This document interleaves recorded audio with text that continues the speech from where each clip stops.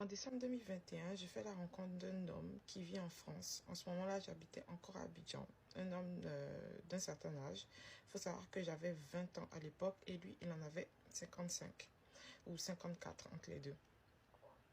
Cet homme-là, avec qui j'ai des affinités, on discute tout le temps, jour et nuit.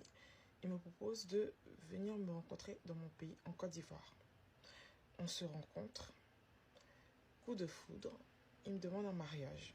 S'ensuit la démarche de CCAM, transcription et tout. Au moment où le CCAM est sorti, nous devons nous marier. Je lui dis, j'ai envie d'un mariage très simple. J'ai envie de faire un mariage tranquille. Il me dit non. Il me fait comprendre qu'il ne veut pas et qu'il veut faire un mariage en grande pompe. Je lui dis, t'es sûr?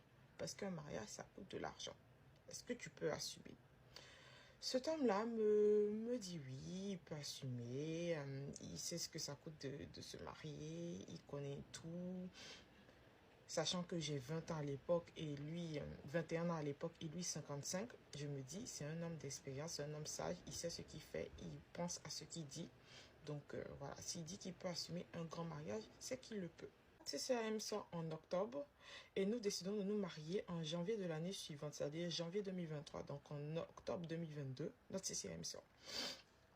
Étant donné que monsieur veut faire un mariage en grande pompe, chose que je n'ai pas refusée, quelle fille ne rêverait pas d'un mariage princesse, mais moi je me suis dit, bon, vu que ça coûte cher avec les voyages et tout, peut-être qu'il ne peut pas assumer, sachant que moi j'étais encore en terminale à l'époque et je n'avais pas de moyens d'avoir de l'argent. Monsieur fait beaucoup d'allers-retours entre la France et la Côte d'Ivoire. Et à un moment donné, je lui dis, mais est-ce qu'il peut assumer? Est-ce qu'il est au courant qu'on a un mariage en janvier de l'année suivante? Parce qu'il faut savoir que monsieur vient 2 fois au mois d'octobre. Il fait 2 allers-retours Côte d'Ivoire-France au mois d'octobre. La dernière fois qu'il vient, je lui dis, chérie, est-ce que tu penses que c'est une bonne idée de revenir à chaque fois comme ça alors qu'on va se marier en janvier et qu'on a toute notre vie pour vivre ensemble? Non, t'inquiète pas, je peux assumer. Je me suis dit qu'il a l'argent. Vu que monsieur passe son temps à faire des allers-retours, monsieur loue une villa, monsieur fait venir sa mère, il paye son billet aller-retour. Il paye lui-même son billet.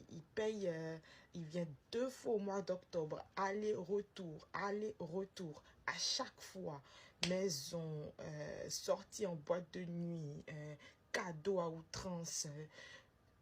Il claquait vraiment l'argent, il claquait. Comment tu peux venir 2 fois au mois d'octobre, sachant qu'il était venu une fois au mois de septembre. On avait loué une villa avec sa mère à l'époque.